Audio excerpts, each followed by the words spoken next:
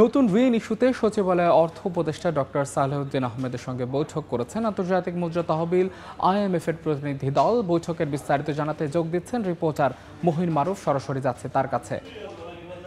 মহির, নতুন ঋণের সম্ভাব্যতা যাচাইয়ে IMF এর প্রতিনিধি দলের সঙ্গে আলোচনায় বসেছিলেন অর্থ উপদেষ্টা সালেহউদ্দিন আহমেদ। এতক্ষণ সকাল থেকে আলোচনা হয়েছে, যদিও আনুষ্ঠানিকভাবে কোনো ব্রিফিং করা হয়নি সাংবাদিকদের যে কি আলোচনা হয়েছে। তবে আমরা জানি যে বিগত সময়ে অর্থাৎ গত মাসে 29 আগস্ট উপদেষ্টা সালেহউদ্দিন আহমেদ IMF এর কাছে আরও বাড়তি $300 কোটি মতো ঋণ চেয়েছিলেন।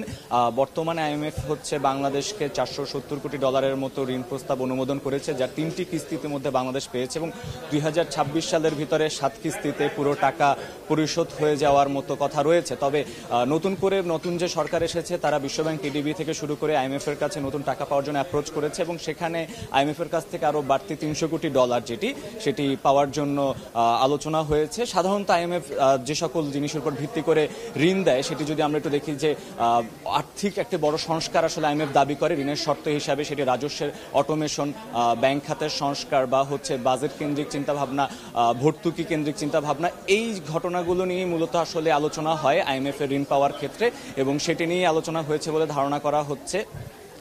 IMF এর মিশনটি সাধারণত 6 থেকে 7 দিনের মতো বাংলাদেশে থাকবে এবং বাংলাদেশের বিভিন্ন স্টেক হোল্ডারদের সাথে তারা আলোচনা করবে যে কোন পরিপ্রেক্ষিতে বাংলাদেশকে আসলে ঋণ দেওয়া যায়। আমরা জানি যে এর আগে বাংলাদেশ বেশ ভালো অঙ্কের ঋণ পেয়েছে ADB এবং বিশ্বব্যাংক থেকে এবং ওভারঅল আশা করা যাচ্ছে যে IMF থেকেও বাংলাদেশ ইতিবাচক সাড়া পাবে বাজেট সহায়তা এবং ব্যাংক খাতের সংস্কারের সহায়তা থেকে।